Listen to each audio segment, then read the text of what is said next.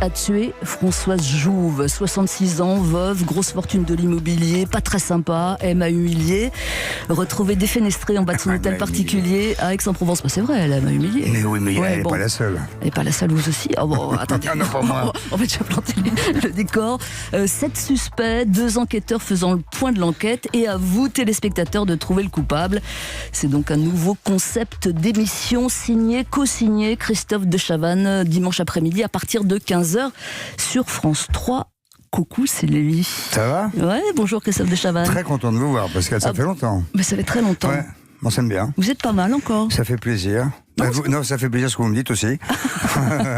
Merci beaucoup. Vous aussi, vous êtes pas mal encore.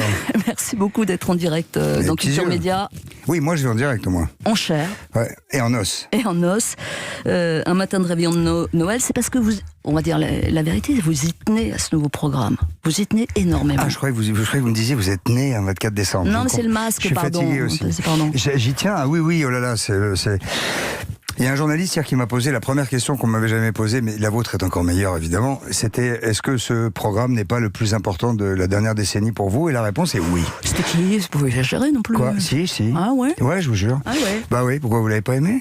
Si, j'ai beaucoup aimé. Ah bon, bah je attendez. vous le dis, enfin de la décennie... Si, de la décennie, si. Oh bah ça va vite, hein, vous allez voir, un 10 piges, ça passe très vite. Surtout avec moi, c'est en dents de scie. Donc avec Franck Schlesinger qui est en régie, donc... Ah, c'est lui qui filme ? Je me demandais quel était ce type qui nous filmait. Ah, là. il filme. Bonjour. Bah, d'habitude, c'est je suis nu quand il filme, donc... je veux pas connaître vos histoires. Donc il m'a apporté mais oui, c'est un ovni d'abord. C'est un ovni. C'est un ovni. Tout ce qui est nouveau est un ovni, non, ce qui est nouveau peut être... En quoi c'est un ovni ? Bah, c'est un ovni parce que c'est très difficile de définir ce qu'il est vraiment entre le jeu et la fiction, car il est vraiment un jeu et il est aussi vraiment une fiction. À ceci près que ce sont les acteurs, pour beaucoup d'entre eux, qui s'adressent directement aux téléspectateurs, qui les interpellent, qui leur montrent des images pour essayer de se faire une idée. Si vous avez aimé, c'est que vous avez joué. Ah bah j'ai joué. Top, vous n'avez pas trouvé, je suis sûr. Alors, pas la première fois, mais la deuxième fois, oui. Ah, t'as rematé le deuxième truc. Bah oui. Non, mais c'est bien. Donc, mais je suis joueuse, moi. Mais c'est très bien. Et j'aime pas ne pas trouver. Et je vais vous dire ce qu'on a, c'est qu'on a un accueil de ouf. Ça veut dire que les gens comme vous, et qui ont un cerveau plutôt bien placé, nous disent, putain, on s'accroche, putain, on y va, on joue.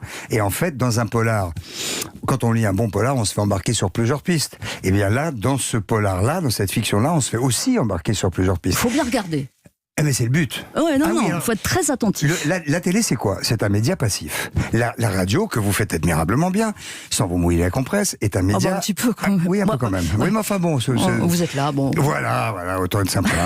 J'ai traversé tout Paris, comme tu dis, à 8h30, un 24 décembre. Mais c'était sympa, non ? Mais c'est pour plaisir d'être avec vous aussi. Ah, merci. Non, je jure. Donc, la radio est un média actif, il fait fonctionner le cerveau, l'imaginaire et tout ce qu'on sait à propos de la radio.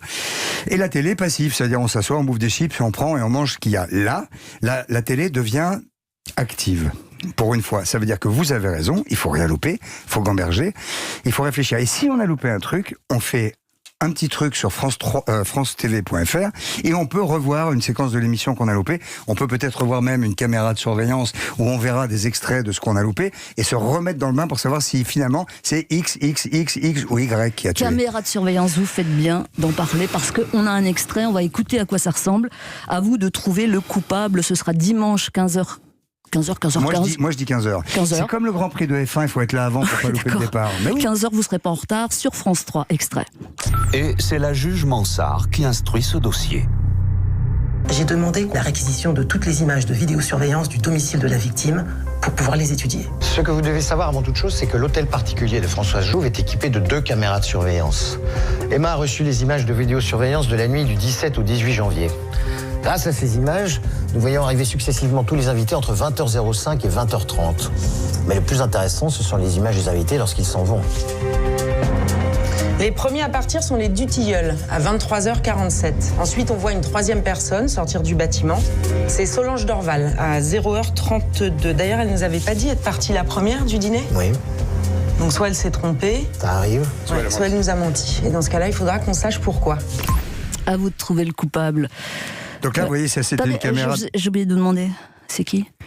Ça, vous voyez, c'était donc une image de vidéosurveillance. On a droit aussi, les téléspectateurs ont droit aux écoutes téléphoniques, au rapport d'autopsie, à l'audition des témoins, aux interrogatoires. Donc on est vraiment plongé au milieu d'une fiction qui nous emmène dans un polar dont on ignore la sortie. Car j'imagine que si vous avez trouvé, et je suis sûr que oui, vu la qualité Non, c'est pas évident. de votre C'est pas cerveau évident. immense. Je suis pas Christophe Ondelat, donc vous voyez, c'est bon. Ça, j'avais remarqué en revanche. Physiquement, vous n'êtes pas du tout Ondelat. Mais je le redis quand même. Oui, comment on est? Oui, non, mais On n'est pas à l'abri d'un. Non, d'une erreur. Ouais. Oui, bien sûr. Et un petit bisou. Bon, bref. Donc, qu'est-ce qu'on disait? Soyons sérieux parce que. Non, mais pourquoi c'est un ovni? Pourquoi un ovni? C'est très simple et c'est nouveau. Bon. Parce que c'est vraiment entre un jeu et une fiction. Et je vais vous dire, on a testé in vivo, ça se fait beaucoup en ce moment, autour de nous, à Coyote, avec des femmes jeunes de votre âge, des hommes du mien, des enfants, des ados, des plus jeunes, des plus vieux et tout ça. Tout le monde accroche. Et le 27, une fois qu'on a fait le 24 au soir, on a bien mangé. Le 25, on va faire ripaille encore. Le 26, on digère tranquillement. Et le 27, tout le monde avec un masque sur le canapé, avec des thés. C'est pas un peu à la misère quand même, cette programmation? À la misère. Ça vaut mieux, quoi, ça vaut mieux qu'un dimanche après-midi, 15h. Qui est le coupable chez France 3? Et la vérité, 23h30 après un polar en semaine où tout le monde ne peut pas être réuni, ça serait mieux? Je suis pas sûr. Idéalement, ce serait quoi? Je verrai, mais idéalement, si ça marche très bien à 15h et que tout le monde est réuni en famille et joue à ça, honnêtement, ça me paraît pas être un horaire. Moi, France Télé m'a convaincu. Hein. On s'attendait à une deuxième partie de soirée, on a eu ça. J'ai été convaincu. J'aurais aimé faire un coup le samedi, un coup le dimanche, parce que ça, c'était une vraie programmation hétéroclite et qu'on n'avait jamais vue. Comme il n'y a que 2 numéros, il faut vraiment ne pas louper là sur Rendez-vous. Alors, il y a 2 épisodes. Question, est-ce qu'à la fin du premier épisode, le coupable est dévoilé? Oui, bien sûr. Yes. Comment est-il dévoilé? Par un aveu.